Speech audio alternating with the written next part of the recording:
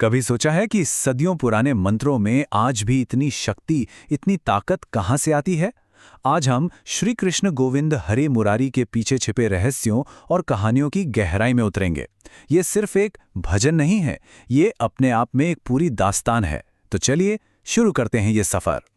यही वो पंक्तियां हैं जो इस भजन की आत्मा है। बस कुछ शब्द है ना, लेकिन सोचिए, इनमें इतनी ताकत है कि पीढ़ियां गुजर गईं, पर ये आज भी गूंज रहे हैं। तो चलिए एक एक करके इन शब्दों की परतों को खोलते हैं और देखते हैं कि ये सिर्फ शब्द क्यों नहीं है। पहली नज़र में तो ये बस कुछ नाम ही लगते हैं, लेकिन हमारी परंपरा में नाम सिर्फ पहचान नहीं होते, वो किसी का पूरा कैरेक्टर, उनका सार बताते हैं। इस मंत्र का हर एक शब्द अपने अंदर एक पूरी कहानी, एक दिव्य गुण को समेटे हुए हैं। तो चलिए एक एक करके इन नामों के खजाने को खोलते हैं। तो देखिए, हर नाम का एक अलग मतलब है, एक अलग पहलू।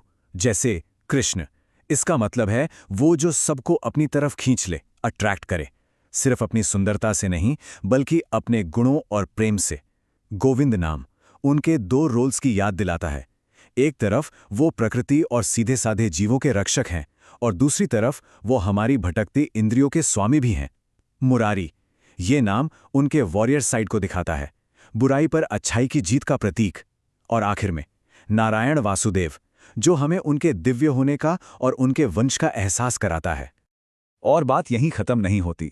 ये भजन भगवान के आइडिया को बहुत पर्सनल बना देता है। मतलब वो कोई दूर आसमान में बैठे राजा नहीं है, बल्कि हमारी जिंदगी का हिस्सा है। कभी पिता बनकर रास्ता दिखाते हैं, तो कभी माँ बनकर ख्याल रखते हैं, कभी स्वामी बनकर हमारी रक्षा करते हैं, तो कभी एक दोस्त की तरह सबसे करीब होते हैं। और यही रिश्ता है जो भक्ति को इतना अपना, इतना गहरा बनाता है। अब आते हैं कहानी के एक ऐसे हिस्से पर जो पैराडॉक्सिस, मतलब विरोधाभासों से भरा है। ऐसा नहीं है कि भगवान का अवतार हुआ तो सब कुछ सीधा साधा था। नहीं, उसमें भी ह्यूमन ड्रामा और रहस्य थे। उनके जन्म की कहानी में आपको अंधेरा भी मिलेगा और रोशनी भी, कैद भी और आज़ादी भी। और यही बात इसे और भी ज्यादा मैजिकल बना देती है। जरा सोचिए, एक तरफ तो जन्म हो रहा है जेल की काली कोठरी में, जो पूरी तरह से निराशा की जगह है, और दूसरी तरफ वही दिव्य रोशनी गोकुल के जश्न में, वहां की खुशियों में चमक रही है। तो ये भजन हमें यही तो दिखाता है कि कैसे सबसे अंधेरे, सबसे मुश्किल हालातों में भी उम्मीद की सबसे बड़ी किरण पैदा हो सकती है। ये सिर्फ एक कहानी नहीं, एक बहुत पावरफुल मैसेज है। और ये जो विरोधाभास है ना, ये एक और गहरे सवाल को जन्म देता है कि भाई, अगर जन्म कहीं और हुआ तो फिर जश्न और पालन पोषण कहीं और कैसे? ये सवाल हमें उनकी कहानी के सबसे कमाल के और इमोशनल पार्ट्स में से एक की तरफ ले जाता है। और कमाल की बात यह है कि भजन खुद इस डिवाइन ड्रामा पर हैरान है। ये जो लाइन है, किसी के जाए किसी के कहाए, ये यही तो कह रही है कि जन्म दिया किसी और ने और बेटा कहलाए किसी और के। ये बात इस आइडिया को और पक्का करती है कि उनकी हर लीला, उनकी हर कहानी सच में अद्भुत है, लॉजिक से परे है। तो चलिए अब उनकी पर्सनालिटी के एक और दिलचस्प पहलू को देखते हैं। उनका जो पूरा अस्तित्व है ना, वो दो पावरफुल चीज़ों, कला और प्रेम के बीच बहुत खूबसूरती से बटा हुआ है। और भजन इस बात को बहुत ही सुंदर तरीके से हमारे सामने रखता है। बट गए दोनों में आधे आधे। वाह, ये लाइन कितनी खूबसूरती से उनके एग्जिस्टेंस का सार पकड़ लेती है ना? मतलब उनका आधा रूप तो उस संगीत में है जो उनकी बांसुरी से निकलकर पूरे ब्रह्मांड को मोह लेता है, और दूसरा आधा उनके दिल में बसने वाले प्रेम, यानी राधा को डेडिकेटेड है। ये आर्ट और लव का एक परफेक्ट बैलेंस है। और आखिर में आते हैं भजन के उस हिस्से पर जो शायद भक्तों को सबसे ज्यादा हिम्मत देता है, सबसे ज्यादा सुकून देता है।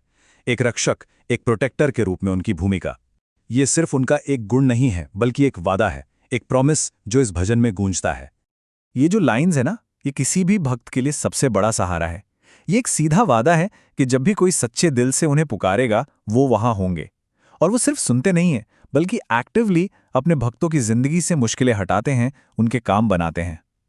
ये जो भक्त वत्सल वाला भाव है ना, मतलब भक्तों से प्यार करने वाला, यही उन्हें इतना अप्रोचेबल बनाता है।